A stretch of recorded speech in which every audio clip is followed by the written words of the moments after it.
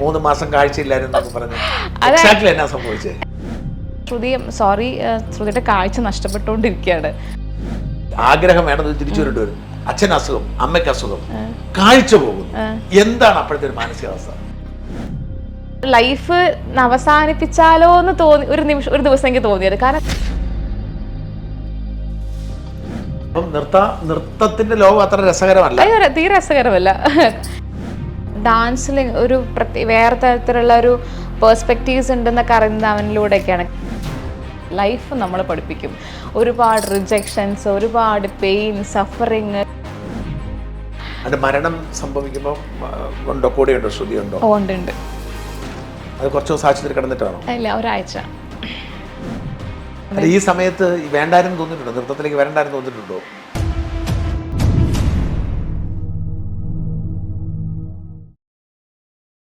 ഈ കലാക്ഷേത്രയുടെ പഠനം കഴിഞ്ഞ് എന്താ ചെയ്യാൻ? കലാക്ഷേത്രയുടെ പഠനം കഴിഞ്ഞിട്ട് ഞാൻ ചെന്നൈയിൽ വർക്ക് ചെയ്യായിരുന്നു. കലാക്ഷേത്രയിൽ ടീച്ചറായിട്ട് വർക്ക് ചെയ്തിരുന്നു. അവിടെ അധ്യാപികയായിട്ട്. പിന്നെ ഒരുപാട് പുറത്ത് ഏതെങ്കിലും സ്ഥാപനത്തിലോ? അതോ കലാക്ഷേത്രയിൽ ഞാൻ ആക്ച്വലി അവിടുത്തെ ഒരു ഗസ്റ്റ് ആർട്ടിസ്റ്റ് ആയിരുന്നു, പ്ലസ് ഒരു എംപ്ലോയി ആയിരുന്നു. നമ്മളൊരു 3 വർഷത്തെ ഒരു ബോണ്ട് പോലെ. ലൈക്ക് നമ്മളൊരു ഗസ്റ്റ് ആർട്ടിസ്റ്റ്, നമ്മൾ എപ്പോൾ അവർ വിളിച്ചാലും നമ്മൾ പെർഫോം ചെയ്യാൻ ഒരുപാട് ട്രാവൽ ചെയ്യും, ടൂറ്, ഒരുപാട് വിദേശ രാജ്യങ്ങളിൽ ട്രിപ്പൊക്കെ ആയിട്ട് അങ്ങനെ ഒരു രീതിയായിരുന്നു എൻ്റെ.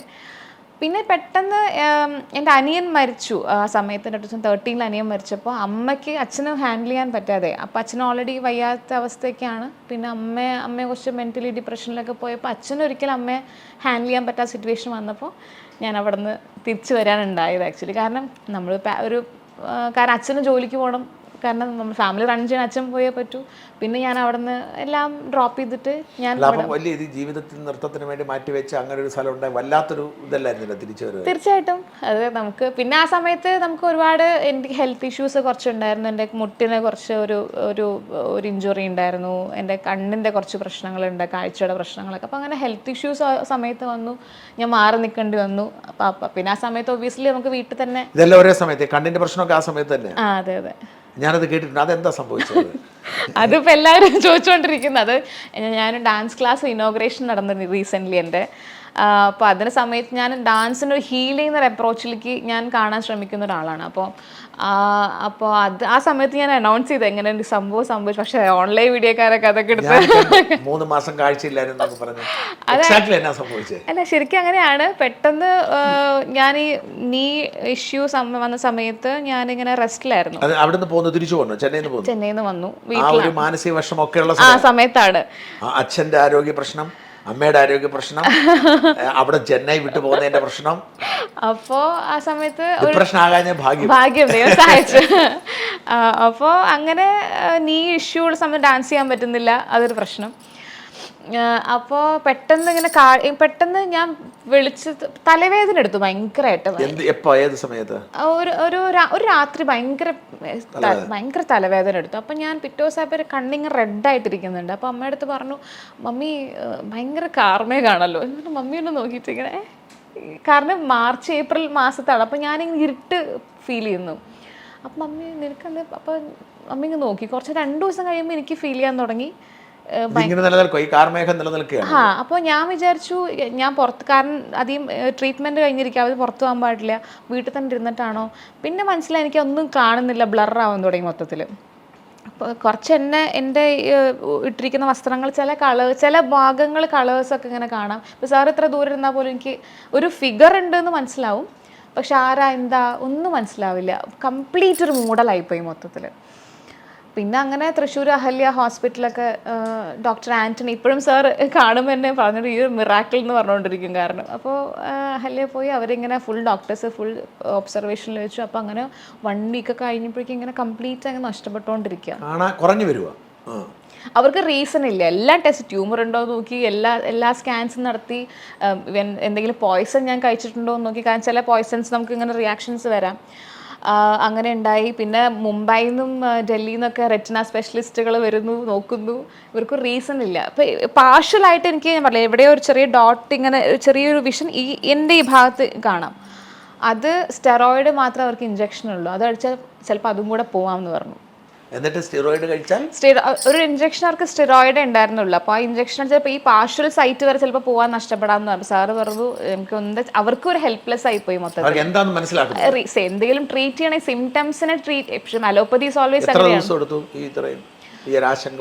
ഒരു മാസം അഹല്യ അവര് മൊത്തത്തിൽ കൺഫ്യൂഷനിൽ നിന്ന് എന്താ കംപ്ലീറ്റ്. അപ്പൊ ഞാൻ സാറിന്റെ അടുത്ത് പറയാം ശ്രുതി സോറി ശ്രുതിയുടെ കാഴ്ച നഷ്ടപ്പെട്ടുകൊണ്ടിരിക്കുകയാണ്. ഞാനിങ്ങനെ നോക്കി സാറേ എന്താ ചെയ്യണ്ടേ, നമുക്കിതാണ് സിറ്റുവേഷൻ. കാണാൻ വയ്യാതായി ഒന്നുമില്ല, എങ്ങനെ നടക്കുന്നു, അച്ഛൻ ഉണ്ടല്ലോ, അച്ഛനെ കയ്യെ പിടിച്ച് നടക്കുക. ആ മാനസികാവസ്ഥ എന്ന് പറഞ്ഞു. പിന്നെ ഞാനുണ്ടല്ലോ, എനിക്ക് എന്താണെന്നറിയില്ല, ചിലപ്പോൾ ചില കാര്യങ്ങൾ ഞാൻ ചോദിക്കട്ടെ, ജീവിതം തന്നെ കംപ്ലീറ്റ് ഡെഡിക്കേറ്റ് ചെയ്ത് ചെന്നൈക്ക് പോകുന്നു, നൃത്തത്തിൽ അങ്ങേയറ്റം വരെ പോകുന്നു, സ്കൂൾ യൂത്ത് ഫെസ്റ്റിവലിൽ സമ്മാനം കിട്ടുന്നു, നൃത്തത്തിന് വേണ്ടി ജീവിതം മാറി, പെട്ടെന്ന് അത് വേണ്ടെന്ന് വെച്ച് തിരിച്ചു വരേണ്ടി വരുന്നു. അതായത് ആഗ്രഹം വേണ്ടെന്ന് വെച്ച് തിരിച്ചു വരേണ്ടി വരും. അച്ഛൻ അസുഖം, അമ്മയ്ക്ക് അസുഖം, കാഴ്ച പോകുന്നു. എന്താണ് അപ്പോഴത്തെ ഒരു മാനസികാവസ്ഥ? അത് ഞാൻ എല്ലാത്തിനെയും ചെറുപ്പം, കാരണം കലാക്ഷേത്ര നമ്മുടെ ഇൻസ്റ്റിറ്റ്യൂഷൻ എന്ന് പറഞ്ഞാൽ അത് നൃത്തം മാത്രം പഠിപ്പിക്കുന്ന ഇൻസ്റ്റിറ്റ്യൂഷൻ, ലൈഫ് നമ്മൾ പഠിപ്പിക്കും. ഒരുപാട് റിജക്ഷൻസ്, ഒരുപാട് പെയിൻ, സഫറിങ്. കാരണം ഒരു വീട്ടിൽ സ്വതന്ത്രമായി വളർന്ന ഒരാളെ നമ്മൾ 6 വർഷത്തോളം ഒരു വേറെ സിസ്റ്റത്തിലേക്ക്, ലോകം പോലും കാണിക്കാതെ, ടി വി ഇല്ല, ഫോണില്ല, വീക്ക്ലി വൺസ് മാത്രം നമ്മൾ, മന്ത്ലി വൺസ് മാത്രം സെക്കൻഡ് സാറ്റർഡേ സൺഡേ മാത്രം പുറത്തു പോകാൻ അലൗഡ് ചെയ്യുന്ന ഒരു സ്ഥാപനത്തിൽ നിന്നാൽ ഏത് സിറ്റുവേഷൻ നമ്മൾ ഓവർകം ചെയ്യാനുള്ള ഒരു. പിന്നെ നൃത്തം പ്രാക്ടീസ് എന്ന് പറഞ്ഞ സാധനം ശരിക്കും നമ്മുടെ ഉള്ളിലത്തെ വിൽ പവറിനെയാണ്.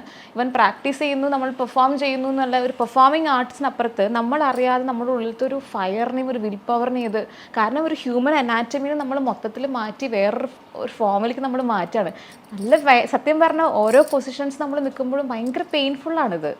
അരമണ്ടി എന്ന് പറഞ്ഞ പോസ്റ്റർ എന്നൊക്കെ പറഞ്ഞാൽ നമ്മളെ ശരിക്കും വേദന കൊല്ലുന്ന തുല്യാണ്. ആ പൊസിഷൻ ശരീരത്തിന്റെ ആരോഗ്യത്തെ ബാധിക്കത്തില്ല ചിലപ്പോൾ. അത് പിന്നെ നീഷ്യൂസ് ഒക്കെ അതൊക്കെ ആയിരിക്കാം. അപ്പൊ അങ്ങനെ ഒരുപാട്, അപ്പൊ നമ്മൾ അറിയാതെ നമ്മുടെ ഉള്ളിലത്തെ ഒരു വല്ലാത്തൊരു വിൽ പവറിനെ, ഒരു കോൺഫിഡൻസ് ലെവലിനൊക്കെ കൂട്ടുന്ന ഒരു സാധനം കൂടെ. നമ്മൾ അത്രയും അവിടുത്തെ പ്രാക്ടീസ് എന്നൊക്കെ പറഞ്ഞാൽ 8 മണിക്കൂറൊക്കെ നിരന്തരമായ പ്രാക്ടീസുകളാണ്. രാവിലെ ഒരു കണ്ടിന്യൂസ് ആയിട്ട് 3 മണിക്കൂറൊക്കെ പ്രാക്ടീസ് ചെയ്യിപ്പിക്കും ഞങ്ങളെ, ഈവനിങ് പ്രാക്ടീസ്. അപ്പൊ നമ്മുടെ ഉള്ളിലൊരു ഫയർ ഉണ്ട് എന്തിനേയും അതിജീവിക്കാനുള്ള. അപ്പോൾ ഇത് വന്നപ്പോൾ ഞാനിങ്ങനെ വളരെ കൂളായിരുന്നു. ഓക്കെ സാർ, എന്തെങ്കിലും ചെയ്യാൻ പറ്റുമോ? ഇപ്പം നമുക്കൊന്നും ചെയ്യാൻ പറ്റില്ല, നമുക്ക് നോക്കാം സാറ് പറഞ്ഞു. എന്നാലും ഈ മുമ്പിൽ ഇരുട്ടായി തോന്നിയില്ലേ? ഈ ജീവിതം തീർന്നു തോന്നിയില്ലേ? ജീവൻ തീർന്നു എന്ന് തോന്നി, പക്ഷെ നമ്മൾ അതിന് ഓവർകം ചെയ്യണ്ടേ. ഞാൻ അപ്പോഴും കാഴ്ച തിരിച്ച് കിട്ടത്തില്ല എന്ന് കരുതി പോയില്ലേ? ഞാൻ കരുതിയിരുന്നു. അപ്പൊ എന്താ അപ്പോഴത്തെ മനസ്സിൽ എന്താ എങ്ങനെ ജീവിതത്തിൽ? ഞാൻ അപ്പൊ എനിക്ക് സുധാചന്ദ്രൻ ഓർമ്മ വന്നു. സുധാചന്ദ്രൻ മാം കാലിലാണ് ഡാൻസ് ചെയ്യാൻ തുടങ്ങി. അപ്പൊ ഞാൻ പറഞ്ഞു ഓക്കെ, കണ്ണില്ലാതെ ഒരുപാട് ആൾക്കാർ ജീവിക്കുന്നുണ്ട്, കാഴ്ചയില്ലാതെ ഒരുപാട് പേര്, അതും ഒരു ലോകമാണല്ലോ.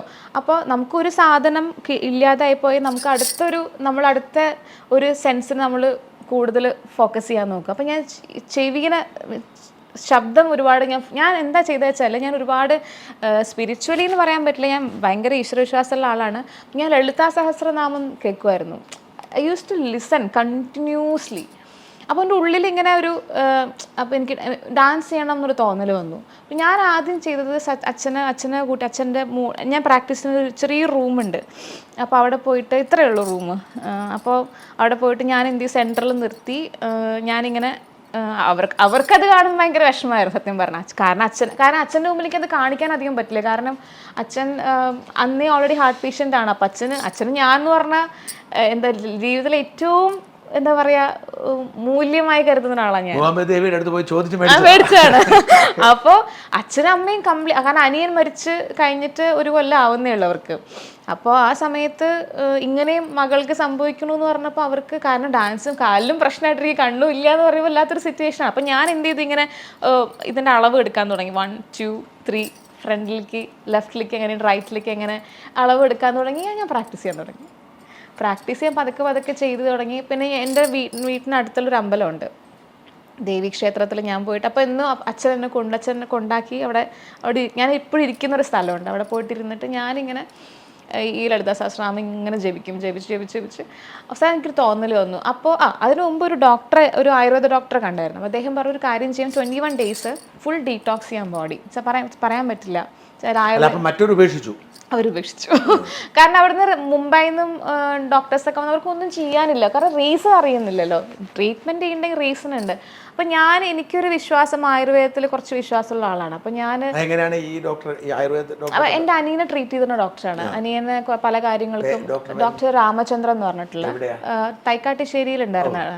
അദ്ദേഹം അവിടുന്ന് റിസൈൻ ചെയ്ത സമയത്ത് അപ്പോൾ ഡോക്ടറെ അടുത്ത് പോയി. ഡോക്ടർ പറഞ്ഞു, ഇതിപ്പോൾ ആയുർവേദത്തിൽ ചിലപ്പോൾ ഇത് റീസൺ ചിലപ്പോൾ മൈഗ്രെയിൻ കൂടിക്കഴിഞ്ഞാൽ ചിലപ്പോൾ ഇങ്ങനെ വരാം. ഇല്ല, ഒന്നും വരാറുണ്ടായിരുന്നില്ല. അങ്ങനെ തലവേദന ഒന്നും എടുക്കുന്ന ആളെ ആയിരുന്നില്ല. ഇതിൻ്റെ വേദന ഭയങ്കര പീക്കായിരുന്നു. രാത്രിയാണ് ഈ സാധനം കൂടുക. ഞാനിങ്ങനെ ചില സമയങ്ങളിൽ ലൈഫ് അവസാനിപ്പിച്ചാലോ എന്ന് തോന്നി ഒരു ദിവസം എനിക്ക് തോന്നിയത്. കാരണം വേദന സഹിക്കാൻ ഈ രാത്രിയാകുമ്പോൾ ഇവിടെയൊക്കെ ഫുള്ളി കണ്ണൊക്കെ റെഡ് കളറാവും. വല്ലാത്തൊരു സിറ്റുവേഷൻ ആയിരുന്നു അത്. അപ്പോൾ അങ്ങനെ, കാരണം നമുക്ക് വേദന, കാരണം മുന്നോട്ട് നോക്കുമ്പോൾ പ്രൊഫഷനില്ല, ഒന്നുമില്ല. പിന്നെ ആകെ ഉള്ളത് എൻ്റെ അച്ഛനും അമ്മയും മാത്രമേ. പിന്നെ അവർക്ക് വേണ്ടി എന്നുള്ള ചിന്തയായി മാറി. ഡോക്ടർ പറഞ്ഞു നമുക്കൊരു 21 days ബോഡി ഒന്ന് ഡീടോക്സ് ചെയ്യാമെന്ന് പറഞ്ഞിട്ട് സാറ് പറഞ്ഞു കഞ്ഞിവെള്ളം മാത്രം കുടിക്കുക, ഉപ്പിടാതെ. ഉപ്പ്, പുളി, മധുരം തുടങ്ങിയ കട്ടിയായ ഭക്ഷണങ്ങളൊക്കെ കംപ്ലീറ്റ് ഉപേക്ഷിക്കാൻ പറഞ്ഞു. അങ്ങനെ ഒരു 14 days ഇതിങ്ങനെ. അപ്പോൾ എനിക്കൊരു വിശ്വാസം, എന്തോ ഒരു വിശ്വാസം അദ്ദേഹത്തിലുണ്ടായിരുന്നു. കാരണം ചെറുതായിട്ട് എനിക്ക് ഇവിടേക്ക് ഇങ്ങനെ കാണാമല്ലോ, ഞാൻ പറഞ്ഞല്ലോ, ചെറുതായിട്ട് എന്തോ ഇടയ്ക്ക് ഇങ്ങനെ സാധനം വരും പോവും, ഇങ്ങനെ വരും, അങ്ങനെയായിരുന്നു. അപ്പോൾ അദ്ദേഹം പറഞ്ഞു, അപ്പോൾ എല്ലാം കംപ്ലീറ്റ് 14 ദിവസം ഒഴിവാക്കി. പിന്നെ ഞാൻ ഈ അമ്പലത്തിൽ പോയിട്ട് ഇങ്ങനെ കഞ്ഞിവെള്ളം, ഉപ്പിടാത്ത കഞ്ഞിവെള്ളം കുടിക്കും. പിന്നെ ചില മറന്നുപോയി, ചില ഫ്രൂട്ട്സുകൾ അധികം ആസിഡിറ്റി ഇല്ലാത്ത ആപ്പിൾ കഴിക്കായിരുന്നു എന്ന് തോന്നുന്നു. പിന്നെ മാതളം ഉണ്ടായിരുന്നു. അങ്ങനെ ഫ്രൂട്ട്സും കഞ്ഞിവെള്ളവും മെയിനായിട്ട്. അങ്ങനെ ഒരു 14 ദിവസം ഇരുന്നപ്പോൾ 15-ാമത്തെ ദിവസമൊക്കെ ആയപ്പോൾ ചെറുതായിട്ട് ഇങ്ങനെ കാഴ്ച കിട്ടാൻ. ചികിത്സ ഒന്നും ചെയ്തിട്ടില്ല. ഞാൻ പ്രാക്ടീസ് ചെയ്യുമായിരുന്നു, അമ്പലത്തിൽ പോകുമായിരുന്നു, പ്രാർത്ഥിക്കുമായിരുന്നു. പിന്നെ ഞാനത് മനസ്സിൽ വെച്ചു. ഇപ്പം ഞാൻ വീടിൻ്റെ അടുത്തൊരു ദുർഗാക്ഷേത്രം, തൊട്ടടുത്ത വീടിനെ പോയിട്ട് ഞാൻ പറഞ്ഞു, എനിക്ക് ലൈഫിൽ ഒന്നും വേണ്ട, എനിക്ക് നിന്നെ കാണണം. ഇങ്ങനെ നമ്മൾ ജസ്റ്റ് ഫ്രണ്ട്ലി ആയിട്ട് സംസാരിക്കുന്ന ഒരാളാണ് ഞാൻ. അപ്പോൾ കുറച്ച് കഴിഞ്ഞപ്പോൾ ഞാൻ വിചാരിച്ചപ്പോൾ 7 ദിവസത്തിനുള്ളിൽ എനിക്കിത് കിട്ടണം എന്ന് പറഞ്ഞിട്ടില്ല. പണ്ട് ഞാനിങ്ങനെ കുറേ ബുക്സ് വായിച്ചിട്ടില്ല, ബുദ്ധിസ്റ്റ് മോങ്സിൻ്റെ ഒക്കെ, you can heal your life, you can, അപ്പോൾ എന്തുണ്ട് നമ്മുടെ ഉള്ളിൽ തന്നെ ആ ഹീലിംഗ് പവർ ഉണ്ട് എന്നുള്ള കുറേ ചെറുപ്പത്തിലെന്തോ വായിച്ചിട്ടുണ്ട്. അപ്പോൾ ഞാനിങ്ങനെ മെഡിറ്റേറ്റ് ചെയ്തിട്ട് എനിക്ക് കാഴ്ച കിട്ടുന്നതൊക്കെ ഇങ്ങനെ വിഷ്വൽ ചെയ്യുമായിരുന്നു. അപ്പോൾ അങ്ങനെ അവിടെ പോയിട്ട് ഞാനിങ്ങനെ പറഞ്ഞു, ഫ്രണ്ട്ലി, ഞാനും ഭഗവതിയും തമ്മിലുള്ള ഫ്രണ്ട്ലി ടോക്കിൽ ഇങ്ങനെ പറഞ്ഞു, എനിക്ക് 7 ദിവസത്തിനുള്ളിൽ കാഴ്ച കിട്ടണം. അങ്ങനെ കറക്റ്റ് 7 ദിവസമായപ്പോൾ ആ ഒരു ഏരിയ കാണാൻ തുടങ്ങി എനിക്ക്. പതിയെ ഗ്രാജുവലി അങ്ങനെ ഒരു 3 months ഒന്നും ചെയ്തില്ല. ഈ ബോഡി ഡോക്ടർ നമുക്ക് ഇതും കൂടെ ചെയ്തില്ലെങ്കിൽ നമുക്കൊരു പുനർനവം എന്ന് പറഞ്ഞിട്ടുള്ള ഒരു ചെറിയൊരു ചെവിയിൽ ഗിയറിലേക്ക് ഒഴിക്കുക, അങ്ങനെ ഈ NT-ലേക്ക് കംപ്ലീറ്റ് ബ്രെയിനിലേക്കൊക്കെ ചെറിയതായിട്ട് രീതിയിലുള്ള. ഈ കാഴ്ച ഇല്ലാത്ത കാലം 3 മാസം എടുത്തു. 3 മാസം എടുത്തു. അത് കഴിഞ്ഞ് എത്ര കാലം കൂടി ഫുൾ കാഴ്ച? ആക്ച്വലി അതിനുശേഷം ചെറുതായിട്ട് പ്രശ്നങ്ങൾ ഉണ്ടായിരുന്നു എനിക്ക്. പിന്നെ ഫുൾ കാഴ്ചയിലേക്ക് ഒരു മാസം കൊണ്ട് വന്നോ? അല്ല, 3 മാസം എടുത്തു. ഈ ഒരു അഹല്യ എപ്പിസോഡ് ഒരു 1 month കഴിഞ്ഞു. പിന്നെ അടുത്തത് ഈ ആയുർവേദ എപ്പിസോഡ് ഒരു 15 days, അങ്ങനെ ആ ഒരു മാസം കഴിഞ്ഞു. പിന്നെ ഒരു 3 മാസം, അടുത്തൊരു മാസമൊക്കെ ആകുമ്പോഴേക്കും കംപ്ലീറ്റ് ആയിട്ട് വരാൻ തുടങ്ങി. തിരിച്ചു പോയി അവിടെ പോയി ആശുപത്രി പോയായിരുന്നു. ഞാൻ പറഞ്ഞു, അവർക്ക് ഭയങ്കര, ഇപ്പോഴും എന്നെ കാണുമ്പോൾ സാധാരണ ആളല്ല, ഭയങ്കര ബ്രേവാണ്, നമ്മൾ വിചാരിക്കണ പോലെയല്ല സാർ. ഇപ്പോഴും ആന്റണി സാർ ഇപ്പോഴും എന്നെ കാണുമ്പോൾ എന്തെങ്കിലും, അതിനുശേഷം കണ്ണിന് ചെറിയ ചെറിയ പ്രശ്നങ്ങളുണ്ട്, ഡ്രൈ ഐസ് ഉണ്ട്. ഇപ്പോഴും കാരണം അവർക്കും അറിയില്ല. അവർ റെറ്റിനോപ്പതി ആവാനുള്ള കാരണങ്ങളൊന്നുമില്ല. കാരണം ഹൈ ഡയബറ്റിക് ഒക്കെ ആയ ആൾക്കാർക്ക് റെറ്റിനോപ്പതി ഉണ്ടാവുക. തലവേദന ഉണ്ടാവാറുണ്ടോ? ഞാനതിന് ശേഷം ഒരു അതിന് ശേഷം ഒരു 3-4 വർഷമായിട്ട് ഒരു ആയുർവേദ സെൻറ്റർ പോകുന്നുണ്ട് ഞാൻ. അപ്പോൾ ധാരയൊക്കെ ചെയ്യും. അപ്പോൾ അതിനുശേഷം കുറച്ച് ജാഗ്രതയിലാണ്.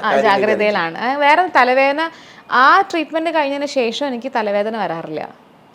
തലവേദന വന്നാൽ കുറച്ച് ഭയങ്കര പെയിനാണ് എനിക്ക് സത്യം പറഞ്ഞാൽ. അച്ഛൻ്റെ അമ്മയുടെ ഒരു അവസ്ഥ തിരിച്ച് പെട്ടെന്ന് കാഴ്ച കിട്ടിയപ്പോഴത്തെ? അയ്യോ, അവർക്ക് സന്തോഷം. അവർക്ക് ബേസിക്കലി പെട്ടെന്ന് ഒരു മകൻ്റെ ഒരു മരണശേഷമുള്ള പെട്ടെന്ന് ഇങ്ങനത്തെ ഒരു വർഷമാകുമ്പോഴേക്കും ഇങ്ങനെ ഒരു ന്യൂസ് വരുന്നു. അവർക്ക് അച്ഛന് ബേസിക്കലി അമ്മയെക്കാളും കൂടുതൽ അച്ഛനാണ് ഞാൻ ഭയങ്കര ക്ലോസ് അച്ഛനായിട്ട്. അപ്പോൾ അച്ഛന് എന്താ പറയുക, അച്ഛൻ്റെ ലൈഫ് കാരണം എൻ്റെ ഒരു നൃത്ത ജീവിതമായിരുന്നു അവരുടെ സ്വപ്നം. എന്നെ ഒരിക്കലും വീട്ടിൽ അങ്ങനെ ഒരു എന്താ പറയുക, സാധാരണ പെൺകുട്ടികൾ വളർത്തുന്ന പോലെ വളർത്തിയ ഒരാളല്ല. ഒരു ആൺകുട്ടിയെ എങ്ങനെ വളർത്തുന്നു അങ്ങനെയാണ് എൻ്റെ അച്ഛൻ എന്നെ വളർത്തിയിട്ടുള്ളത്. എന്ത് ചെയ്യാനായിട്ടുള്ള കേപ്പബിലിറ്റിയും അങ്ങനെ ഒരു രീതിയിലാണ് ട്രീറ്റ് ചെയ്തതും എന്നെ വളർത്തിയിട്ടുള്ളത്. അപ്പോൾ എൻ്റെ ലൈഫ് ഒരു കാഴ്ചയില്ലാതെ ആവുക പെട്ടെന്ന് എന്ന് പറയുമ്പോൾ അവർക്കും ഇപ്പം ഞാൻ പിന്നെ അധികം കാരണം അച്ഛനെ അധികം വിഷമിക്കേണ്ട വെച്ചിട്ട് ഞാൻ അധികം പുറത്തേക്ക് എൻ്റെ വിഷമം ഞാൻ കാണിച്ചിരുന്നില്ല. പിന്നെ അത് കഴിഞ്ഞ് പിന്നെ ജീവിതത്തിൽ നിന്ന് മാറ്റം വന്നു, അതായത് തിരിച്ചോടെ വന്നു, കാഴ്ച തിരിച്ചു കിട്ടി, വീണ്ടും പ്രാക്ടീസിൽ ഫോക്കസ് ചെയ്യാൻ തുടങ്ങി. പിന്നെ എങ്ങനെയാണ് അധ്യാപിക? പിന്നെ ഞാൻ വീട്ടിൽ ക്ലാസ് എടുക്കാൻ തുടങ്ങി തൃശ്ശൂർ. കാരണം നൃത്തം നമുക്ക് അവിടെയായാലും ഇവിടെയായാലും അതായിരുന്നു. കാരണം അവിടെ ഒരു ചെന്നൈ എന്ന് പറഞ്ഞാൽ ഭരതനാട്യത്തിൻ്റെ ഒരു ലോകമാണ്. അവിടെ നമ്മൾ ഫ്ലറിഷ് ചെയ്യുമ്പോഴാണ് ശരിക്കും നമ്മൾ ആൾക്കാർ അംഗീകരിക്കപ്പെടുന്നതും അവിടുത്തെ സഭകളിലൊക്കെ പെർഫോം ചെയ്യുമ്പോഴാണ് നമ്മൾ ആസ് എ ഡാൻസർ എന്ന രീതി നമ്മൾ എലവേറ്റ് ചെയ്യുന്നതൊക്കെ അവിടുത്തെ ഒരു കാരണം. നമ്മളെപ്പോഴും അങ്ങനെയാണ്. ഇപ്പോൾ കൊച്ചിയിൽ ഇപ്പോൾ സിനിമ എന്ന് പറയുമ്പോൾ കൊച്ചിയിലുണ്ടാവുക, ചെന്നൈയിലെ ഭരതനാട്യം ആർട്ടിസ്റ്റുകളുടെ ഒരു കൂട്ടം എന്ന് പറയുമ്പോൾ അവിടെ നമ്മളെപ്പോഴും അവൈലബിൾ ആയിരിക്കുക. പിന്നെ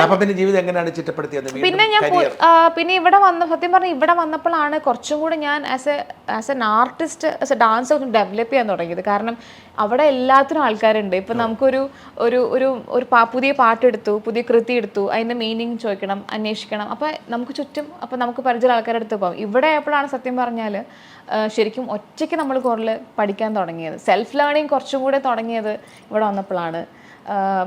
കാരണം ഇവിടെ ആക്സസിബിലിറ്റി കുറവാണ്, നമുക്ക് ബുക്സ് ഇല്ല, അവിടെ ലൈബ്രറീസ് ഉണ്ട്, നമുക്ക് ഒരുപാട് സ്ഥലങ്ങളുണ്ട്. ഇപ്പം നമ്മളങ്ങനെ കുറച്ചും കൂടെ ഞാൻ ഈ ഭൂദേവി ഈ പ്രൊഡക്ഷനൊക്കെ ഞാൻ ഉണ്ടാക്കിയത് ആ സമയത്താണ്, ഇവിടെ വന്നിട്ടാണ്. ഞാൻ നൃത്താധ്യാപിക എന്ന നിലയിലാണ് കൂടുതൽ ഫോക്കസ് ചെയ്ത ആ സമയത്ത്. അതെ.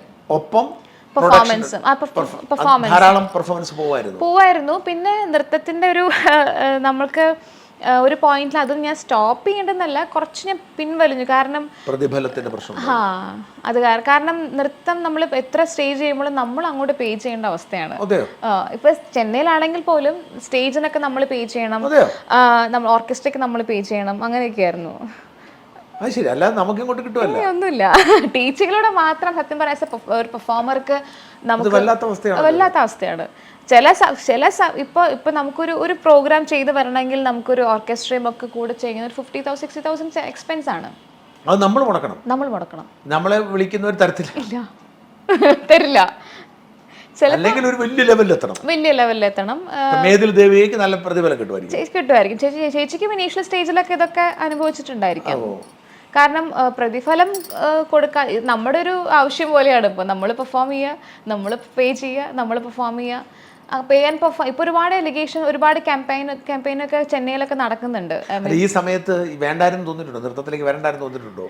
ഇല്ല, കുറച്ച് ഡിപ്രഷനൊക്കെ ഉണ്ടായിരുന്നു. കാരണം പിന്നെ ഞാൻ എൻ്റെ ഒരു സാറുണ്ട്, അദ്ദേഹം ജയചന്ദ്രൻ എന്ന് പറഞ്ഞിട്ടുള്ള IIITയിലാണ് അദ്ദേഹം, ഹൈദരാബാദ്. ഹി വാസ് ഭയങ്കര സ്കോളറാണ്. അപ്പോൾ അദ്ദേഹത്തിൻ്റെ അടുത്ത് പോയപ്പോൾ അദ്ദേഹം പറഞ്ഞു, ശ്രുതി ഡാൻസ് ഫോർ യുവർ സെൽഫ് എന്ന് പറഞ്ഞത്.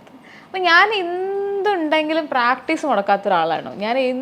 ഇപ്പോഴാണ് സത്യം പറഞ്ഞാൽ ഈ ട്രാവലൊക്കെ ആയപ്പോൾ വേറൊരു ഇഷ്യൂസ് വന്നു എനിക്കിപ്പോൾ റീസെൻ്റ്ലി. അപ്പോൾ ഞാൻ പ്രാക്ടീസൊക്കെ മുടക്കിയത്. പക്ഷേ ഞാൻ സ്ഥിരമായിട്ട് പ്രാക്ടീസ് ചെയ്യുന്ന ഒരാളായിരുന്നു. അതൊരു സാധന പോലെ ഞാനതിങ്ങനെ, ഞാനും നൃത്തവും തമ്മിലൊരു ബന്ധം അതിലൂടെ. അപ്പോൾ ഞാൻ അതിൽ സന്തോഷം കണ്ടെത്താൻ തുടങ്ങി കുറച്ചും കൂടെ.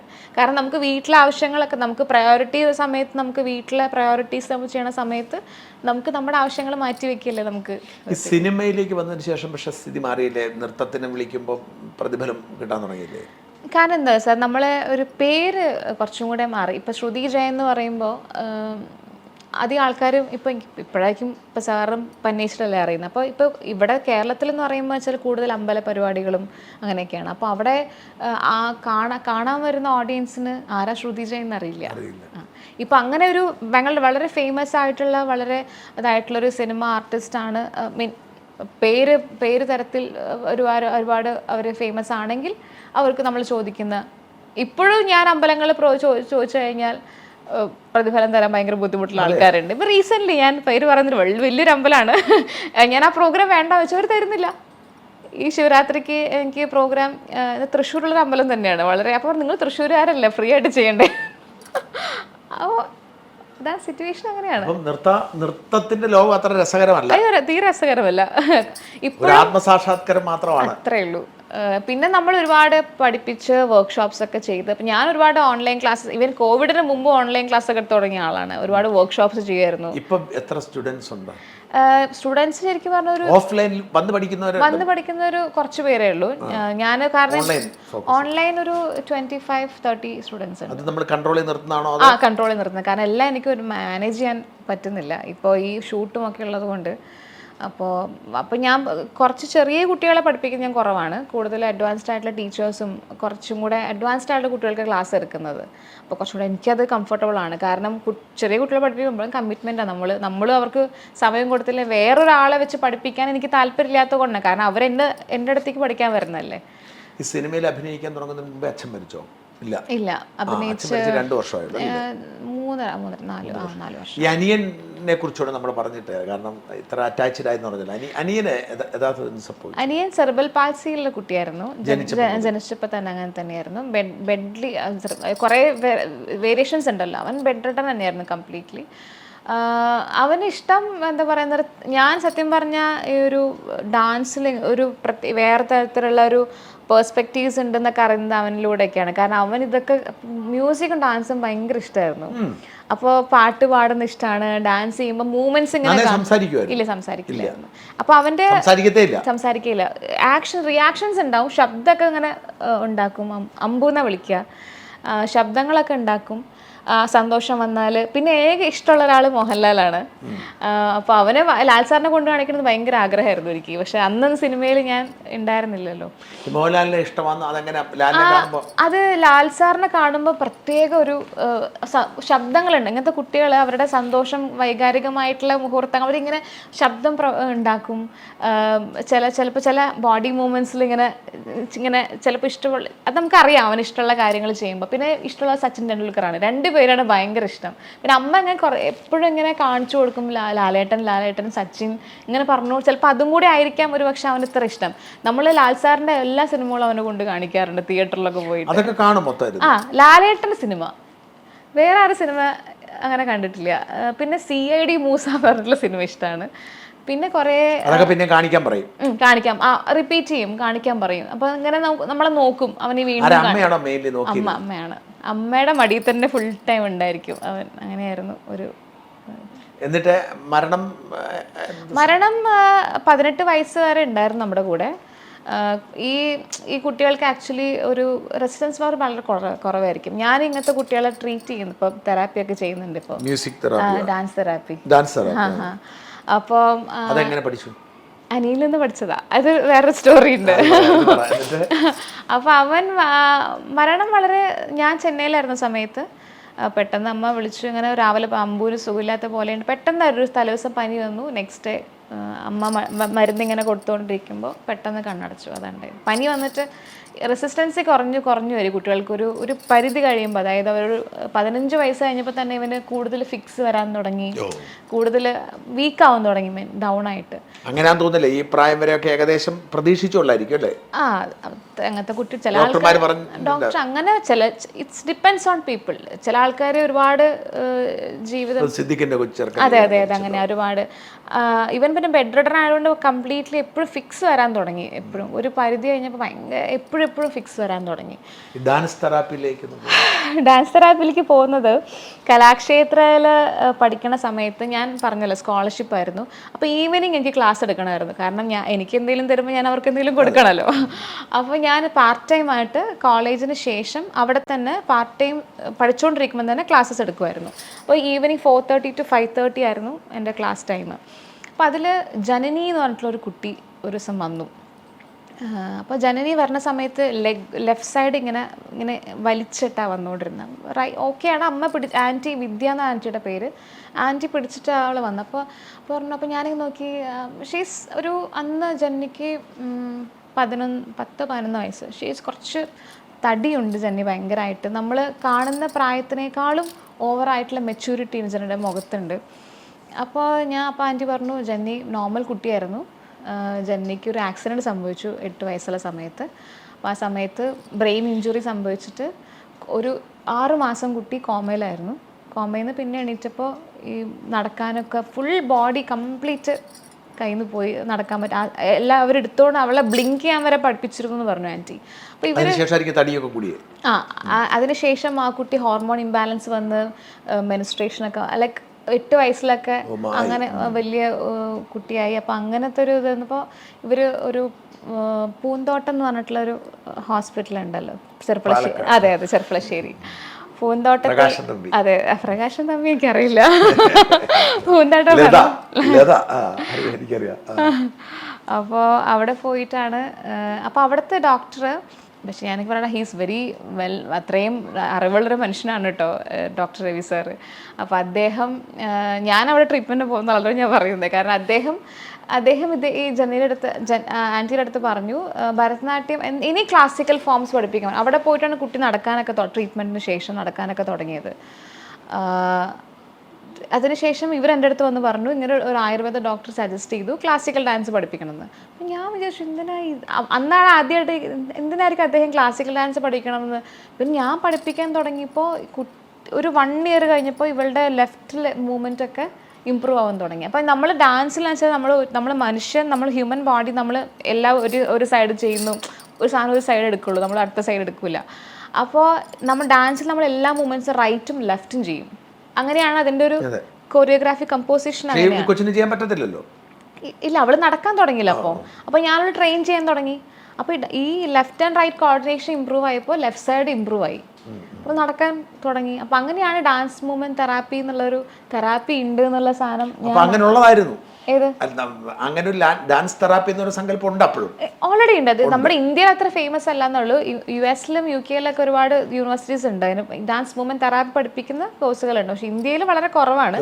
അപ്പം ഞാൻ ഇത് തെറാപ്പി ആയിട്ട് ഉപയോഗിക്കാമല്ലോ എന്ന് ഞാൻ അറിയാൻ തുടങ്ങി. പിന്നെ ഞാൻ അദ്ദേഹത്തിനെ പോയി കണ്ടു. അപ്പോൾ അദ്ദേഹം പറഞ്ഞു ഇങ്ങനെ ആയുർവേദ സൂര്യനാടി ചന്ദ്രനാടി ഉള്ള right and left Ravi sir coordination നമുക്ക് അപ്പോൾ നമ്മളറിയാതെ തന്നെ നമ്മുടെ ബോഡി റിജുവിനേറ്റ് ചെയ്യുന്നതാണ്.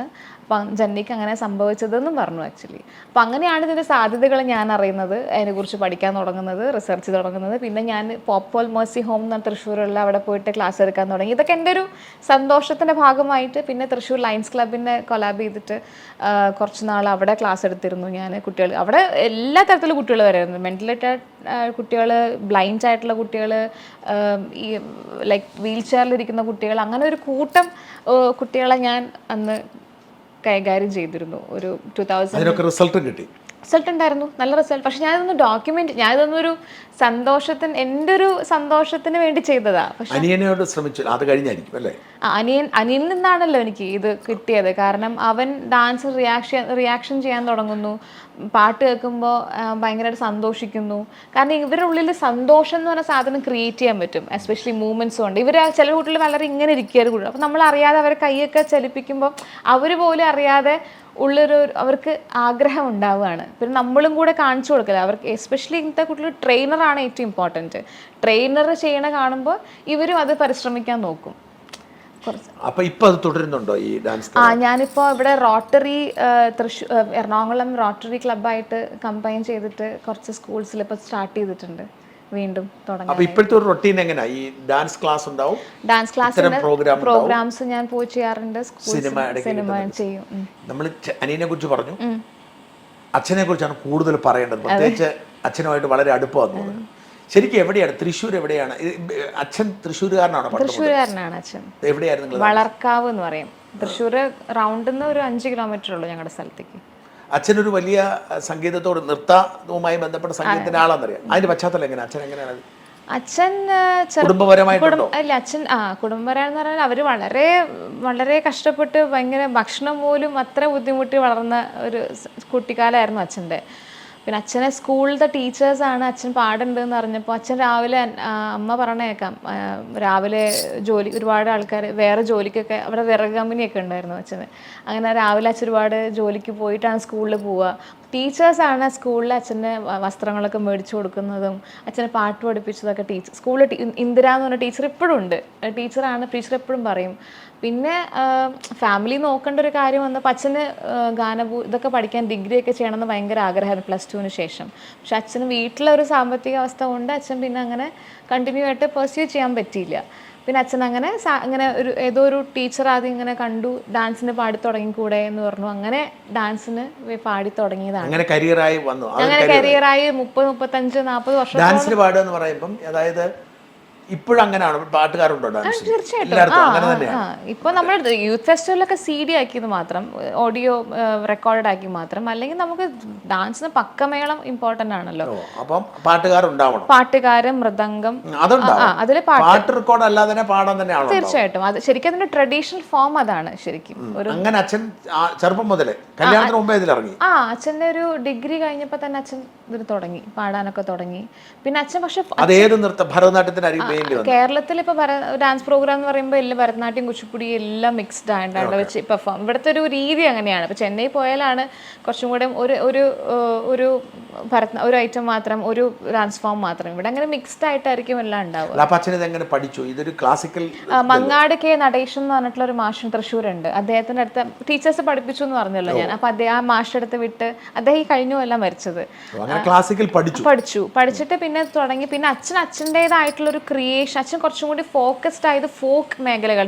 കേരളത്തിലെ നാടോടി നൃത്തം, ഗ്രൂപ്പ് ഡാൻസ് എന്ന് പറഞ്ഞിട്ടുള്ള ഒരു മേഖലയാണ്. യൂത്ത് ഫെസ്റ്റിൽ കാണാൻ സാധിക്കുമായിരിക്കും. ശരിക്കും പറഞ്ഞാൽ അതിനൊരു റീഫോം കൊടുത്തത് അച്ഛനാണ്. ശരിക്കും അതിനൊരു സ്റ്റാൻഡേർഡ് ഫോം ആക്കി, ഒരു ചിട്ടപ്പെടുത്തി ആ ഒരു രീതിയിലേക്ക് ആക്കി ശരിക്കും അച്ഛനാണ്. അച്ഛൻ മരിച്ചതിന് ശേഷം അവരെപ്പോഴും പറയും ഭയങ്കര ബുദ്ധിമുട്ടാണ്. കാരണം ജയമാഷില്ലാതെ അവർക്ക് ഭയങ്കര കാരണം അതിൻ്റെ ഒരു അച്ഛൻ്റെ ശബ്ദം എന്ന് പറഞ്ഞാൽ ഫോക്ക് ഡാൻസ്, ഗ്രൂപ്പ് ഡാൻസിൽ, ഫോക്കിൽ ശരിക്കും അച്ഛൻ്റെ ഒരു ഭയങ്കരമായിട്ട് സിഗ്നേച്ചർ ഉണ്ടാക്കിയിട്ടുള്ളൊരു വ്യക്തിത്വമാണ്. ഈ സ്കൂൾ യൂത്ത് ഫെസ്റ്റിവലുകളിലേക്ക് പിന്നെ വന്നു. ആദ്യം തന്നെ സ്കൂൾ യൂത്ത് ഫെസ്റ്റിവൽ വന്നു? ഇല്ല, അച്ഛൻ പഠിപ്പിക്കാനായിട്ട്, പാട്ട് പാടാൻ അല്ല, ആദ്യം പ്രോഗ്രാമായിരുന്നു. പിന്നെ അച്ഛന് ഡിമാൻഡ് ആയപ്പോൾ അച്ഛൻ്റെ സ്കൂൾ യൂത്ത് ഫെസ്റ്റിൽ അച്ഛൻ അച്ഛൻ മ്യൂസിക് കമ്പോസും ചെയ്യുമായിരുന്നു നന്നായിട്ട്. അപ്പോൾ പാട്ടുകൾ എഴുതി കൊടുക്കും, അച്ഛൻ തന്നെ മ്യൂസിക് കമ്പോസ് ചെയ്ത് ഒരു ഫോക്ക് ഡാൻസിന് വേണ്ടിയിട്ടുള്ള പാട്ടുകൾ അച്ഛൻ തന്നെ ക്രിയേറ്റ് ചെയ്യും. അച്ഛൻ വീട്ടിലുണ്ടാവുമായിരുന്നു. അപ്പൊ ഇങ്ങനെ ഫുള്ളി യാത്രയായിരിക്കില്ല? അച്ഛൻ ഫുള്ളി യാത്രയായിരുന്നു. പിന്നെ എനിക്ക് ചെറുപ്പത്തിലും ഞാൻ പറഞ്ഞു, ഞാൻ സ്കൂളിൽ പോയി രാവിലെ കൊണ്ടാക്കും, വൈകുന്നേരം അച്ഛൻ പിക്ക് ചെയ്യും, ഇങ്ങനെ ഫുൾ അച്ഛൻ ഓട്ടത്തിലായിരുന്നു. അപ്പോൾ പിന്നെ അച്ഛന് ഈ റെക്കോർഡ് ആക്കിയപ്പോഴാണ് വീട്ടിൽ നമ്മൾ ചെറിയൊരു സ്റ്റുഡിയോ ഒക്കെ ഫിക്സ് ചെയ്ത് ഉണ്ടാക്കി റെക്കോർഡ് ചെയ്ത് നമ്മൾ വീട്ടിൽ റെക്കോർഡ് ചെയ്ത് കൊടുക്കാൻ തുടങ്ങി. നമ്മുടെ വീട്ടിൻ്റെ ഫസ്റ്റ് ഫ്ലോറിൽ അച്ഛൻ ഇപ്പോഴും അച്ഛൻ്റെ സ്റ്റുഡിയോ ഉണ്ട്. ശ്രുതി പാട്ട് പാടുമോ? ചെറുതായിട്ട്. കിട്ടിയില്ല, കുഴപ്പമില്ല. അച്ഛൻ പാട്ടുകാരനാക്കാൻ ശ്രമിച്ചില്ല, നൃത്തമായിരുന്നു അച്ഛൻ്റെ ഇഷ്ടം. കാരണം അച്ഛൻ ഇത് കാണുന്നതുകൊണ്ടായിരിക്കും. ചിലപ്പോൾ അറിയില്ല, അച്ഛൻ അതായിരുന്നു ആഗ്രഹം. പാട്ട് അച്ഛൻ്റെ അടുത്ത് പഠിച്ചിട്ടുണ്ട്. പിന്നെ അച്ഛൻ്റെ അടുത്തായതുകൊണ്ട് എപ്പോഴും നമ്മളെ ഒരു ഫ്രീഡം ഉണ്ടാവുമല്ലോ. ഞാൻ സരിഗമപ മാത്രം ഞാൻ 10 കൊല്ലം പഠിച്ചിട്ടുണ്ട്. അത് മതിയെന്ന് വെച്ചു. അച്ഛൻ അങ്ങനെയാ, പഠിപ്പിക്കില്ല.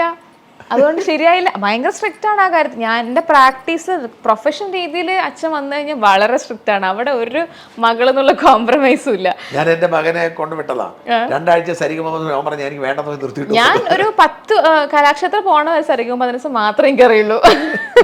കാരണം അച്ഛൻ ആഗ്രഹിച്ചു കാണും, പാടണ്ട, ഡാൻസ് കളിച്ചാൽ മതി. അതെ, ബേബി അല്ല, അച്ഛനൊക്കെ അടുത്ത് നെക്സ്റ്റ് ജണ്ട വരിസകൾ എന്ന് പറയും. സരിഗം ഫസ്റ്റ് കുറച്ച് ബേസിക് ആയിട്ട് വരിസകൾ മാത്രം ഞാൻ പഠിച്ചിട്ട്. കാരണം അച്ഛൻ എൻ്റെ അടുത്ത് ഭയങ്കര പെർഫെക്ഷനാണ്. ഇത് തെറ്റി പറഞ്ഞാൽ ഇന്ന് വേണ്ട, ക്ലാസ് അടുത്ത ക്ലാസ് മതി, പ്രാക്ടീസ് ചെയ്തിട്ട് വന്ന് പറയും. അങ്ങനെയായിരുന്നു അച്ഛൻ. അപ്പോൾ അതുകൊണ്ട് എനിക്ക് ഫെർദർ ആയിട്ട് പഠിക്കാൻ പറ്റിയിട്ടില്ല. പിന്നെ കലാക്ഷേത്രം പോയിട്ടാണ് പിന്നെ നമുക്ക് ഡാൻസ് മെയിൻ ആകുമ്പോൾ മ്യൂസിക് സബ്സിഡറി മസ്റ്റാണ്. അപ്പം അങ്ങനെ പഠിക്കാൻ തുടങ്ങി. കലാക്ഷേത്രത്തിലേക്ക് പോകുമ്പോൾ അച്ഛനുമായിട്ട് റെഗുലർ എന്നും വിളിക്കുമായിരിക്കും? വിളിക്കാൻ പറ്റില്ലല്ലോ. അത് വീക്ക്ലി വൺസ് നമുക്ക് നമ്മുടെ ഹോസ്റ്റലിൽ കോമൺ ഫോൺ ഉണ്ട്.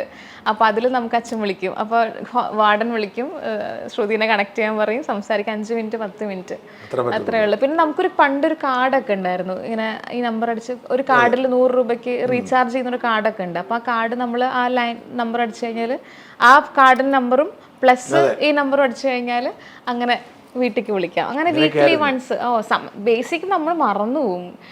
കാരണം ഒന്നാമത് ഞാൻ സെക്കൻഡ് ഇയർ പ്രൊമോഷൻ ആയതുകൊണ്ട് എനിക്ക് ഫസ്റ്റ് ഇയറിലെ തിയറി പോർഷൻസ് പഠിക്കാനുണ്ടായിരുന്നു. പിന്നെ രാവിലെ എണീക്കുക, പ്രാക്ടീസ്, ലൈഫ് ഒന്നുമില്ല, ഫുള്ള് നമ്മൾ വീടെന്ന് പറഞ്ഞ സത്യം പറഞ്ഞാൽ മറന്നു പോകുന്ന, ചിന്തിക്കാൻ സമയമില്ല. പിന്നെ 8 മണിയാകുമ്പോഴേക്കും നമ്മളിങ്ങനെ അത്രയും പ്രാക്ടീസ് കഴിഞ്ഞിട്ട് ഒന്ന് ഉറങ്ങിയാൽ മതി എന്നുണ്ടാവുള്ളൂ. അച്ഛൻ്റെ മരണത്തിലേക്ക് കാരണം എന്താ സംഭവിച്ചത്? അച്ഛന് ഓർക്കാൻ ഇഷ്ടമല്ല. അത് അച്ഛന് ബേസിക്കലി LV ഫങ്ഷൻ ഭയങ്കര കുറവായിരുന്നു. ഞാൻ കലാക്ഷേത്ര പഠിക്കുന്ന സമയത്ത് തന്നെയാണ് അച്ഛന് ആദ്യമായിട്ട് ഇങ്ങനെ അറ്റാക്കിൻ്റെ ഒരു ഹാർട്ട് അറ്റാക്ക് വരുന്നത്. അപ്പോൾ അന്ന് ഞങ്ങൾ അറിയുന്നത് തേർഡ് അറ്റാക്ക് എന്നാണ് അറിയുന്നത്. കാരണം അച്ഛൻ ഡയബറ്റിക് ആയതുകൊണ്ട് 2 തവണ സൈലന്റ് ആയിട്ട് പോയി എന്ന് പറഞ്ഞു. അപ്പം തന്നെ അച്ഛനും അറിഞ്ഞില്ല. അത് തന്നെ അച്ഛൻ ഭയങ്കര ഇൻഡിപെൻഡൻ്റ് എന്ന് പറഞ്ഞാൽ ഒരാളെ കൊണ്ടും ഒരു കാര്യം ചെയ്യിപ്പിക്കാൻ ഇഷ്ടമില്ലാത്ത ഒരാളാണ്. അച്ഛൻ തന്നെ അന്ന് നമുക്ക് കാറില്ല ആ സമയത്ത്. അച്ഛൻ തന്നെ ബൈക്ക് ഓടിച്ചിട്ടാണ് ഡോക്ടറെ അടുത്ത് പോയിട്ട് നോക്കിയപ്പോൾ ജയ അച്ഛൻ്റെ നമ്മുടെ ഫാമിലി ഡോക്ടർ ജയ ആ ഡോക്ടറാണ് അച്ഛനെ കൊണ്ട് ഹോസ്പിറ്റലിൽ അഡ്മിറ്റ് ചെയ്യുന്നത്. നോക്കുന്ന സമയത്ത് ഹാർട്ട് അറ്റാക്ക് ആയിരുന്നു, ഗ്യാസ് ഫോം പോലെ വന്നിരുന്നത്. അപ്പോൾ തന്നെ നോക്കിയപ്പോൾ അച്ഛൻ്റെ LV ഫങ്ഷൻ 40% ഉള്ളൂ. അപ്പം നമ്മൾ പിന്നെ കുറേ ഡോക്ടേഴ്സിൻ്റെ അടുത്ത് പോയി, കാരണം ഓപ്പൺ സർജറി വേണോ ആൻജിയോപ്ലാസ്റ്റി വേണോ എന്നുള്ളൊരു ബുദ്ധിമുട്ട് നമുക്കുണ്ടായിരുന്നു. പിന്നെ അച്ഛൻ്റെ ഹാർട്ട് പമ്പിങ് വളരെ മോശമായതുകൊണ്ട് ഓപ്പൺ സർജറി സജസ്റ്റ് ചെയ്തില്ല. പിന്നെ ആൻജിയോപ്ലാസ്റ്റി നമ്മൾ തൃശ്ശൂർ അമല ഹോസ്പിറ്റലാണ് ചെയ്തത്. അന്ന് തൊട്ട് അച്ഛന് ഞാൻ കലാക്ഷേത്രയിൽ എൻ്റെ പോസ്റ്റ് ഡിപ്ലോമ ഫസ്റ്റ് ഇയർ പഠിക്കുന്ന സമയത്താണ് അച്ഛന് വയ്യാതാവുന്നത്. അപ്പോൾ നമ്മൾക്ക് പിന്നെ അന്ന് ഇപ്പോൾ നമുക്ക് ഈ ആൻജിയോപ്ലാസ്റ്റി എന്നൊക്കെ കുറച്ചും കൂടി അഫോർഡബിൾ ആണ് ഇപ്പോഴത്തെ രീതിയിൽ. അന്നൊക്കെ ഭയങ്കര പൈസയായിരുന്നു. അപ്പോൾ എന്നെ ഒരുപാട് കോളേജിൽ നിന്ന് ഹെൽപ്പ് ചെയ്തിട്ടൊക്കെയാണ് എന്നെയും കോളേജിൽ നിന്ന് അവർ ഒരുപാട് കുട്ടികളും ടീച്ചേഴ്സൊക്കെ കൂടി അവരൊരു എമൗണ്ട് തന്നിട്ട് ഞങ്ങളുടെ കുറച്ച് ലാൻഡ് കുറച്ച് നമ്മൾ സെല് ചെയ്തു. അങ്ങനെയൊക്കെയാണ് നമ്മൾ അന്ന് അച്ഛൻ്റെ 3 ആൻജിയോപ്ലാസ്റ്റി അന്ന് ഒരുപാട് നമുക്ക് അന്ന് 3 lakhs എന്നൊക്കെ പറയുന്നത് വലിയൊരു എമൗണ്ടാണ്. അങ്ങനെ നമ്മൾ ചെയ്തത്. പിന്നെ അതിനുശേഷം കണ്ടിന്യൂസ് ആയിട്ട് ആൾക്ക് ഇങ്ങനെ LV ഫങ്ഷൻ കുറയും. അച്ഛൻ പ്രോഗ്രാം നിർത്തത്തില്ലായിരുന്നു.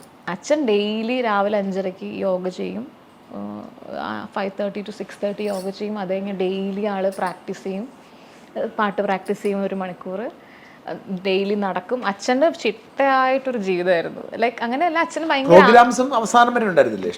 അവസാനം വരെ പ്രോഗ്രാം ഉണ്ടായിരുന്നു. ഈവൻ അച്ഛൻ ഹോസ്പിറ്റലിൽ കിടക്കുമ്പോൾ ഭയങ്കര ഡെഡിക്കേഷനാണ് ആർട്ട് ഫോമിൻ്റെ അടുത്ത്. ഒരു കുട്ടിക്ക് റെക്കോർഡിങ് കാരണം പകുതി പാട്ട് റെക്കോർഡ് ചെയ്ത് വെച്ചിട്ടാണ് അച്ഛൻ ഒരു 2-3 വരെ എന്തോ ബാക്കി പാടാൻ ബാലൻസ് ഉണ്ട്. അപ്പോഴാണ് വയ്യാതായത് ഹോസ്പിറ്റലിൽ അഡ്മിറ്റ് ആവുന്നത്. അപ്പോൾ ആ കുട്ടിക്ക് ആ കുട്ടിയുടെ മാഷ് വിളിച്ചുകൊണ്ടിരിക്കുകയാണ്, ജയമാഷ എന്താ ചെയ്യുക? അപ്പോൾ ഡോക്ടറോട് നിർബന്ധം പിടിച്ചിട്ട് ICUന്ന് വീട്ടിലേക്ക് വന്ന് ഞാൻ ഒപ്പിട്ട് കൊടുത്ത് എൻ്റെ റിസ്കിൽ അവിടുത്തെ ജൂബിലി മിഷൻ ഹോസ്പിറ്റലായിരുന്നു. അവിടുത്തെ ഫാദറിൻ്റെ അടുത്ത് റിക്വസ്റ്റ് ചെയ്ത് ഇങ്ങനെ സിറ്റുവേഷൻ ആണെന്ന് പറഞ്ഞ് വിത്ത് ഡോക്ടർ കൺസേണിൽ അച്ഛനെ ഞാൻ വീട്ടിൽ കൊണ്ടുവന്ന് ആംബുലൻസ് കൊണ്ടുവന്ന് പാട്ട് പാടിപ്പിച്ചിട്ട് തിരിച്ച് ഹോസ്പിറ്റലിൽ അഡ്മിറ്റ് ചെയ്തിട്ടുള്ള ചരിത്രം ഉണ്ടായിട്ട് റിസ്ക് എടുത്താൽ ഇല്ല, ഞാൻ മരിച്ചാലും കുഴപ്പമില്ല, ഞാൻ പാട്ട് പാടി കൊടുക്കണം, അല്ലെങ്കിൽ ഞാൻ കുട്ടിക്ക് ഡാൻസ് ചെയ്യാൻ പറ്റില്ല. അച്ഛൻ ഇത്രയേ ഉള്ളൂ. അച്ഛൻ്റെ പ്രൊഫഷൻ കഴിഞ്ഞിട്ട് എന്തുള്ളൂ. അത്രയും ഡെഡിക്കേഷൻ ആയിട്ടുള്ളൊരു മനുഷ്യനെ ഞാൻ കണ്ടിട്ടില്ല. മരണം സംഭവിക്കുമ്പോൾ ഉണ്ടോ, കൂടെയുണ്ടോ, ശ്രുതിയുണ്ടോ? ഉണ്ട്. അത് കുറച്ച് ദിവസം ആശുപത്രി കിടന്നിട്ടാണോ? ഇല്ല, ഒരാഴ്ച. പെട്ടെന്ന് വീണ്ടും ഒരു കാരണം കോവിഡ് നടക്കുന്ന സമയത്ത് അല്ല, കോവിഡ് ബാധിച്ചില്ല. ആ സമയത്ത് ഫെബ്രുവരി 2020 ഫെബ്രുവരി 4-ാം തീയതിയാണ് ഒരു പെട്ടെന്ന് ഭയങ്കര BP പെട്ടെന്ന് ഡൗൺ ആയി. ഞാനന്ന് ഹൈദരാബാദിൽ നിന്ന് ഷൂട്ട് കഴിഞ്ഞിട്ട് ഞാൻ വന്ന് ജസ്റ്റ് അച്ഛൻ എന്തോ വിളിച്ചു പറഞ്ഞു, കിങ്ങിണി എൻ്റെ വീട്ടിൽ കിങ്ങിണിന്ന് വിളിക്കുക, കിങ്ങിണി നീ വേഗം വാ, എനിക്ക് എന്നെ കാണണം എന്ന് പറഞ്ഞു. അപ്പോൾ ഞാൻ അന്ന് എന്തോ ഭാഗത്ത് ഷൂട്ട് കഴിഞ്ഞാൽ അന്ന് രാത്രി ഞാൻ വീട്ടിൽ 8 മണിക്ക് എത്തിയുള്ളൂ. എയർപോർട്ടിൽ നിന്ന് എത്തി 9 മണിക്ക് അച്ഛനെ പെട്ടെന്ന് ഇങ്ങനെ കുഴഞ്ഞ് വീടുണ്ടായത്. അപ്പോൾ ഞാൻ ഭാഗ്യത്തെ സംഭവിച്ച ഡോക്ടറെ അടുത്ത് കൊണ്ടുപോയി. അപ്പോൾ പറഞ്ഞു ചെറിയൊരു വീണ്ടും മൈൻഡ് അറ്റാക്ക് പോലെ വന്നിട്ടുണ്ട് എന്ന് പറഞ്ഞു. പിന്നെ ആ കോവിഡ് സമയം എന്ന് പറഞ്ഞാൽ ഞങ്ങൾക്ക് എൻ്റെ അമ്മ ഞാൻ ഫുൾ ടൈം ഹോസ്പിറ്റലാണ്. കാരണം അന്ന് തൊട്ട് അച്ഛൻ വീണ്ടും പ്രോസ്റ്റേറ്റിൻ്റെ issues, 2 surgeries, prostate surgery Renai മെഡിസിറ്റിയിൽ കൊച്ചിയിൽ ചെയ്തത്, അത് വീണ്ടും ശരിയായില്ല, വീണ്ടും റീസർജറി ചെയ്യേണ്ടി വന്നു. അങ്ങനെ ഒരു 2 കൊല്ലത്തോളം ഉള്ള പിന്നെ ഭയങ്കര സാമ്പത്തികവും ഞാനുണ്ടല്ലോ അത്യാവശ്യം കിട്ടുന്നുണ്ടായിരുന്നു. ഇല്ല, അന്ന് വർക്കില്ലല്ലോ, നമുക്ക് ഷൂട്ടില്ലല്ലോ, കോവിഡ് അല്ലേ. ഞാനൊരു 10-12 മണിക്കൂറൊക്കെ ഓൺലൈൻ ക്ലാസ് എടുക്കുമായിരുന്നു. ഞാൻ അച്ഛനും ഹോസ്പിറ്റലിൽ, കാരണം അമ്മയ്ക്കിത് എത്ര മാനേജ് ചെയ്യാൻ പറ്റില്ല. കാരണം അമ്മയ്ക്ക് അത്രയുള്ളൊരു മാനസിക ഇതില്ല അച്ഛനെ അവസ്ഥയിൽ കാണാനാണ്. അപ്പം ഞാൻ ഹോസ്പിറ്റലിലൊക്കെ ഞാൻ വൈഫൈ ക്യാരി ചെയ്യുന്ന വൈഫൈ ഒക്കെ ഉണ്ടല്ലോ, ഞാൻ ഹോസ്പിറ്റലിൽ നിന്ന് ക്ലാസ് എടുക്കും. ഹോസ്പിറ്റലും ഇങ്ങനെ വീട് ഞങ്ങളുടെ ഓൾമോസ്റ്റ് ഒരു 2 വർഷത്തോളം ഞങ്ങൾ കൂടുതൽ ഹോസ്പിറ്റൽ തന്നെയായിരുന്നു. പിന്നെ അന്നോട്ട് ഭയങ്കരമായിട്ട് ഈ അറ്റാക്കിന് ശേഷം ഭയങ്കരമായിട്ട് ഡൗൺ ആവും, ഭയങ്കര പിന്നെ അച്ഛനെ സംബന്ധിച്ച് അച്ഛൻ എപ്പോഴും ആക്റ്റീവായിരിക്കണം. ഇപ്പം ഞാൻ പറഞ്ഞു യൂട്യൂബിലൊക്കെ പാടാം നമുക്ക് അച്ഛനെ കൊണ്ട് പാടിപ്പി, പക്ഷെ മെൻ്റലി ഭയങ്കര ഡൗൺ ആയിപ്പോയി, ഡിപ്രഷൻ അടിച്ചു എന്ന് തോന്നുന്നു. കാരണം വർക്കില്ല, ഞാൻ കൂടുതൽ വർക്ക് ചെയ്യുന്നു. ഇതാണ് അച്ഛൻ്റെ കൺസേൺ. അച്ഛൻ എന്നെ സപ്പോർട്ട് ചെയ്യാൻ പറ്റുന്നില്ല. ഇതാണ് അച്ഛൻ്റെ അച്ഛൻ്റെ ആഗ്രഹം. അതാണ് മകള് ഒരുപാട് കഷ്ടപ്പെടുന്നു. അപ്പോൾ ആ ഒരു ബുദ്ധിമുട്ട് അച്ഛന് മനസ്സിൽ, എനിക്കൊന്നും ചെയ്യാൻ പറ്റുന്നില്ല, അവൾ കഷ്ടപ്പെടുന്നു, അവൾ ഒറ്റയ്ക്കാണ്, ഇങ്ങനത്തെ ഒരു ഇങ്ങനെ എപ്പോഴും അത് പറയുമായിരുന്നു. എനിക്കൊന്നും നിനക്ക് വേണ്ടി ചെയ്യാൻ പറ്റുന്നില്ലല്ലോ. ഞാൻ പറഞ്ഞത് സാറിന് എത്ര നാളെന്നെ നോക്കില്ല, ഞാൻ ലെറ്റ് മീ അച്ഛനെ നോക്കട്ടെ എന്ന് ഞാൻ പറയാൻ തുടങ്ങി. പിന്നെ ആൾ മെൻ്റലി ഭയങ്കര ഡൗൺ ആയി ഭയങ്കര. കാരണം പ്രോഗ്രാംസ് ഒന്നും ഇല്ലാണ്ടായപ്പോൾ, കാരണം അച്ഛൻ്റെ അസുഖത്തെക്കുറിച്ച് ചിന്തിച്ചിരുന്നില്ല. ബേസിക് ഒരാൾ അസുഖത്തെക്കുറിച്ച് ചോദിക്കുന്നത് ഇഷ്ടമല്ല, ഡോക്ടറെ അടുത്തേക്ക് ഒറ്റയ്ക്കേ പോവുള്ളൂ, നമ്മൾ ആരെയും കൊണ്ടുപോയില്ല. ഈ ഒരു ഹോസ്പിറ്റൽ സ്റ്റേക്കിന് ശേഷമാണ് ഞാൻ കൂടുതൽ, കാരണം ആരെയും അടുപ്പിക്കില്ല, കാരണം ഇഷ്ടമല്ല ആരും, ഞാനൊരു അസുഖക്കാരനാണ് എന്ന് കാണാൻ അച്ഛന് ഇഷ്ടമില്ലാത്ത ഒരാളായിരുന്നു. അപ്പം വളരെ രസകരമായിരുന്നു ഈ സംഭാഷണം എന്നാണ് എനിക്ക് തോന്നുന്നത്. ഞാൻ ശ്രദ്ധിച്ചത് മുഴുവൻ ശ്രുതി ആരാണെന്ന് പ്രേക്ഷകർ അറിയുക എന്ന ലക്ഷ്യത്തിലാണ് ഞാൻ ഇൻ്റർവ്യൂ ചെയ്തത്. പക്ഷേ ശ്രുതിയുടെ ഒരു വളരെ സ്വാഭാവികമായ സംഭാഷണം, അസാധാരണമായ അറിവ് ഒക്കെ പ്രേക്ഷകർക്ക് മനസ്സിലാക്കാൻ കഴിഞ്ഞു. ഒരുപാട് അഭിനന്ദനങ്ങൾ, ആശംസകൾ. ദീർഘകാലം സിനിമയിൽ വളരെ പ്രശസ്തയാവട്ടെ, സിനിമയിലും നൃത്തത്തിലും, പ്രത്യേകിച്ച് നൃത്തത്തിൽ രണ്ട് മേഖലയിലാവട്ടെ എന്ന് ആശംസിക്കുന്നു. Thank you sir, thank you so much.